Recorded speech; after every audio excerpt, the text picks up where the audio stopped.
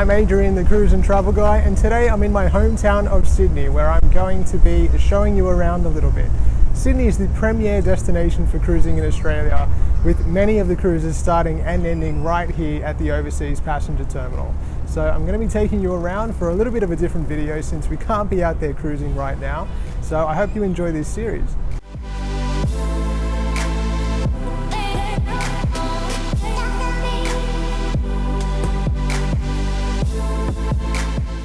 The Overseas Passenger Terminal is the main cruise terminal in Sydney.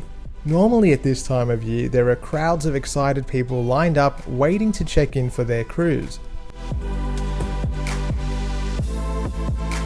It's the ultimate experience to sail away from the OPT, being surrounded by world-famous landmarks, with people on the normally crowded foreshores watching on as you begin your cruise holiday.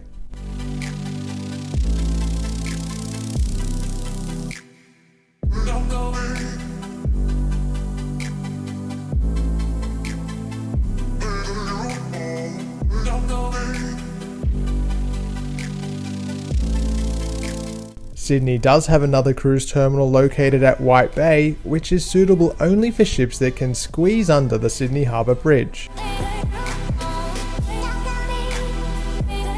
Where White Bay suffers from a lack of public transport options, the Overseas Passenger Terminal is only a stone's throw from the public transport interchange of Circular Quay. With trains, ferries, light rail and buses all within easy reach of the OPT, public transport is a convenient and reliable option for travellers. In Sydney, we use a cashless transport system called Opal, and I've included a link in the description below to the official New South Wales Transport website for all of the information you'll need before your trip to Sydney. Starting at the wharves of Circular Quay, we'll make our way over to the Sydney Opera House. It's great to note that this is all very easy walking, being completely flat and with fairly even surfaces. Ferries from Circular Quay will take you across to well-known attractions like Taronga Zoo, Fort Denison and Manly Beach, as well as the cosmopolitan eateries, bars and cafes of the eastern suburbs. You can also head to the entertainment precinct of Darling Harbour or west up the Parramatta River through to Sydney Olympic Park. I'll be covering many of these destinations in a future video, so make sure you hit that subscribe button. With street art, busking and indigenous performances, there's always something to see here.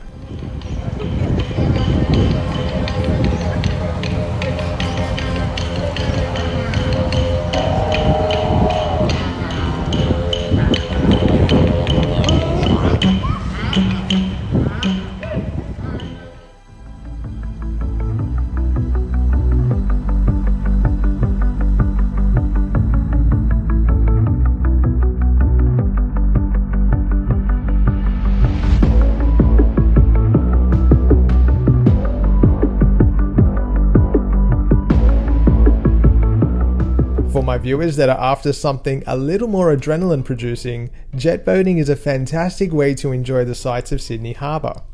Departing from the steps of East Circular Quay, the thrilling ride will ensure great laughs, and I can tell you from personal experience, you will get wet. Definitely a summer attraction.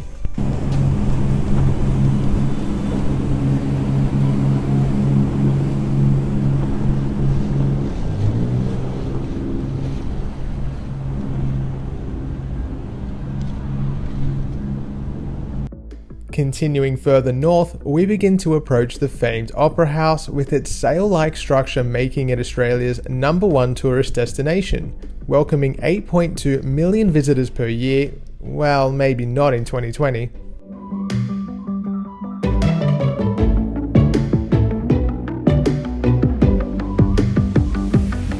Passing the restaurants, cafes and bars of Circular Quay, the incredible building looms.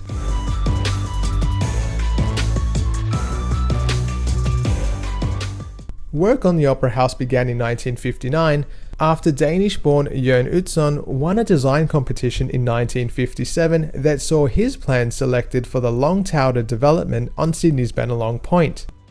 The construction was not without its issues, and Utzon left Australia along with the unfinished project in 1966. The building was eventually completed and opened in 1973. Well, we've made it over from the overseas passenger terminal all the way to the Opera House, and that was just a really nice walk along the Harbour Foreshore. And so standing here in front of the Opera House, I'll tell you that there are many things you can do here during non-COVID times. So of course, when things get back to normal, it'll be a fantastic opportunity to check everything out. There are plays, matinees, street art, and of course tours of this immense building and structure. There are also great dining venues and bars, so an amazing place to sit back and enjoy all that Sydney Harbour has to offer. The Opera House is more than just a stunning building in its own right. Bennelong is one of the most highly regarded restaurants in Sydney and is located within one of the sails, providing its diners with impeccable food and service, as well as an enviable view over the harbour. Opera Bar and Kitchen is a more casual option, and you'll find many locals here over the weekend or even after work.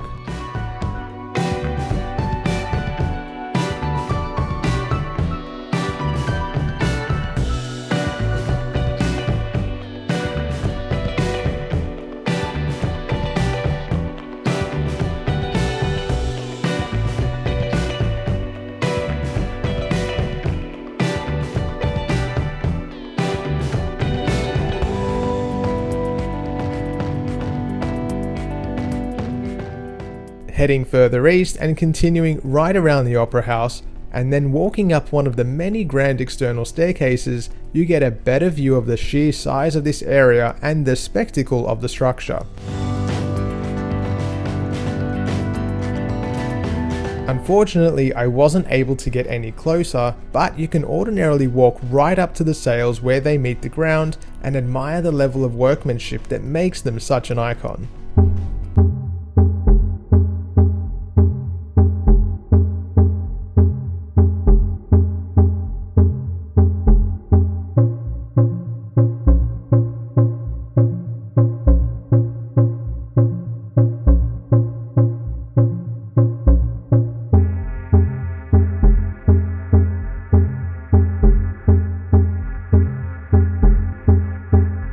Down and across, the entry gates to the Sydney Royal Botanic Gardens are right there.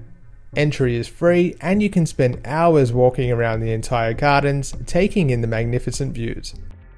One of the reasons I love Sydney is the proximity to nature, and you can be right here in the middle of the Royal Botanic Gardens, which is literally next to the Sydney Opera House.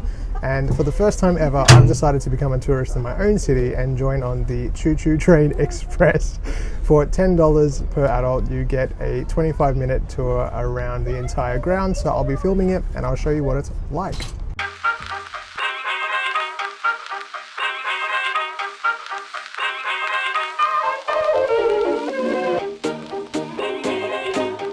The gardens are an immense oasis in the middle of bustling Sydney. Locals and tourists are equally impressed with the size and depth of the area.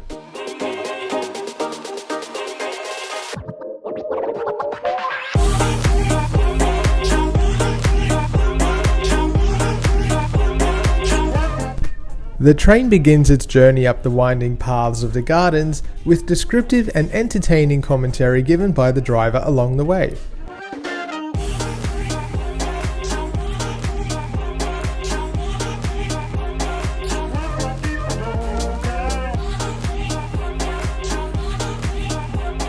You'll learn about the history of the gardens, the different garden types, and of course, you'll be snapping pics and videos the entire time, as the view is one of the best in Sydney.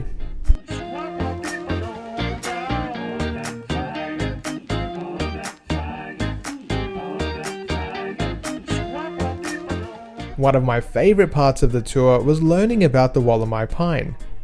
Missing for 150 million years, the tree was discovered by David Noble of the National Parks and Wildlife Service about 200 kilometres west of Sydney in the Blue Mountains. It's the closest thing to a living fossil and is recognised as being one of the most significant discoveries in recent times.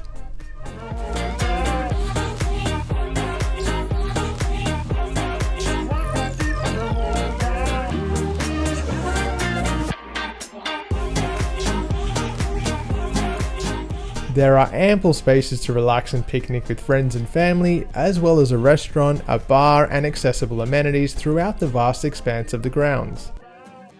Of course, you're never far from some of the most sought after views of Sydney in the world.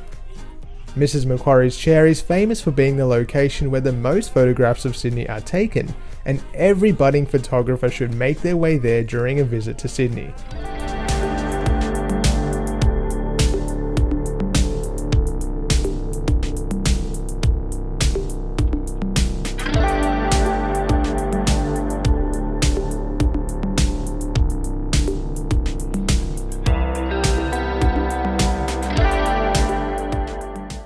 That was a fun little trip through the Royal Botanic Gardens in Sydney on the Choo Train Express.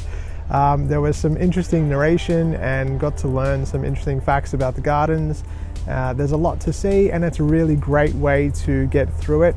It's quite a large area, so if you had to walk it, it would take a while. Although it's a beautiful walk, certainly the Choo Train Express is a great way to do that as well. And going to continue now with a bit of a walk over to the rocks.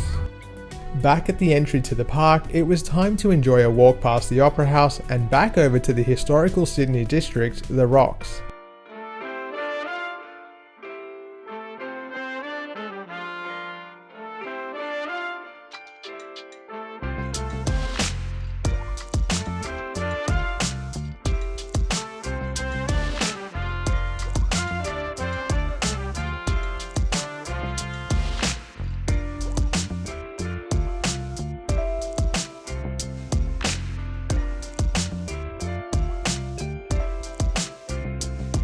The Rocks is known for its cobblestone laneways, restaurants, pubs and shopping, as well as the famous Rocks markets where street food and handmade fashion is available for purchase.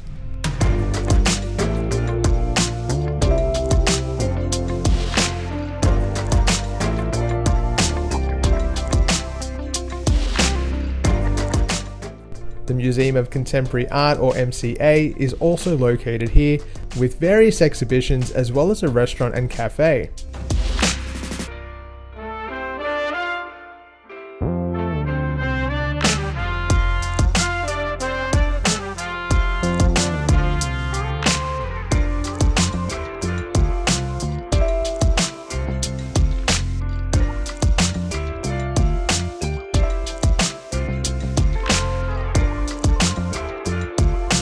Buskers fill the air with music, and even in the time of COVID, the streets are alive with the hustle and bustle of socially distanced activity. Hold on for one more year, these skies will start to clear. We can build our love from metal ground. Yes, I've been walking up the wrong way, stranded up.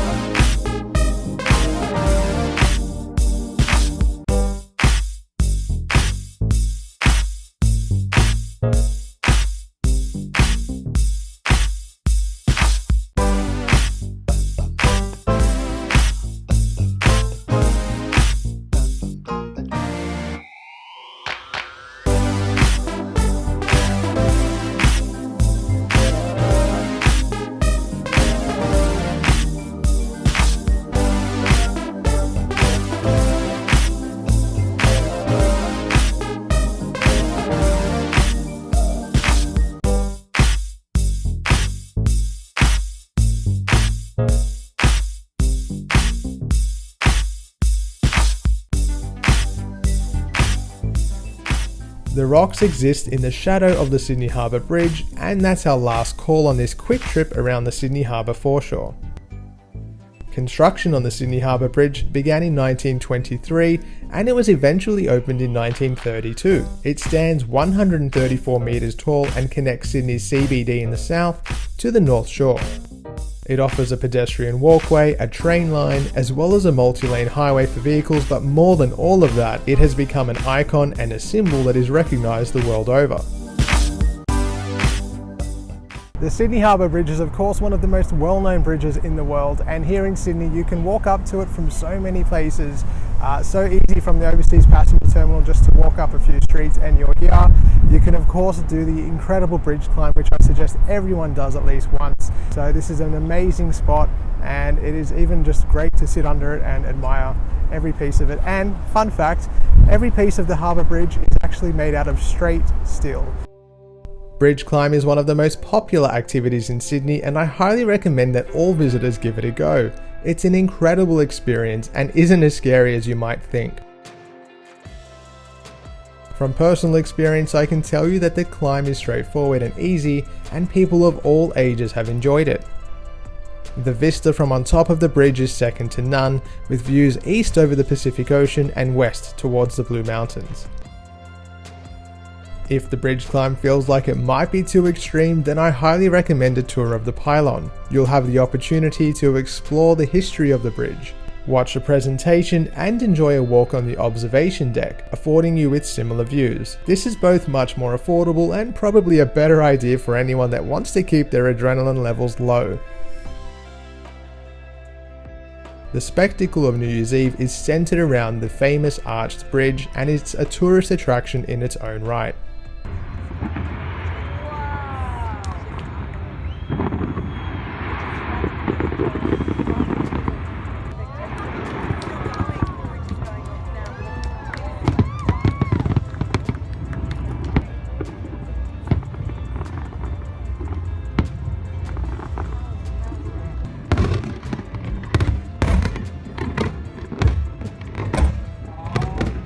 The beauty of Sydney and the location of the overseas passenger terminal is how accessible and walkable it all is. You can trace your way around the water's edge and explore the many precincts of this amazing harbour city.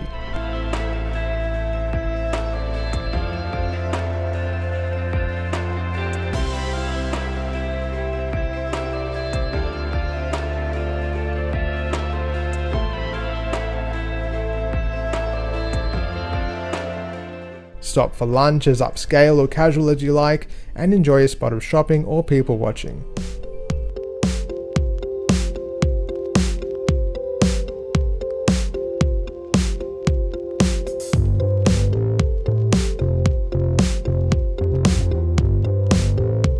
Making our way back to the OPT, past one of the more famous Sydney hotels, the Park Hyatt, I've inserted a few photos to show you what I'm used to looking at whenever I head into the harbour at this time of year, as our summer cruising season is just beginning.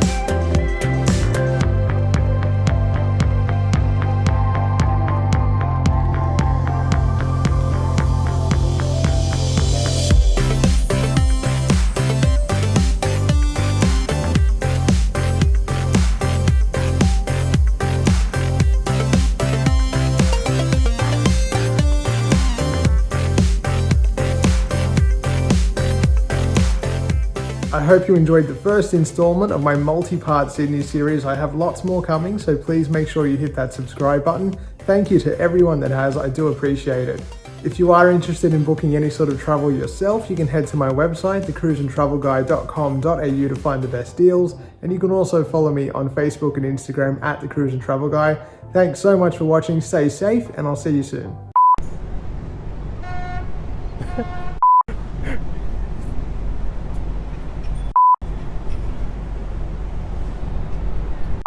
I'm standing here at the overseas passenger terminal, and this is the basis for most of the cruising in Australia, and especially from Sydney.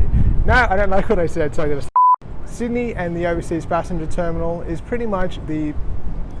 That was the walk from the overseas passenger terminal all the way through to the Opera House, and you can see the reflection of my gimbal in my glasses. Well, that was a fun little trip through the Royal Botanic Gardens in Sydney, and I think I just ate a bug. That was a fun little trip through There is the option to also go up the pylon, and the pylon is there. It's not working.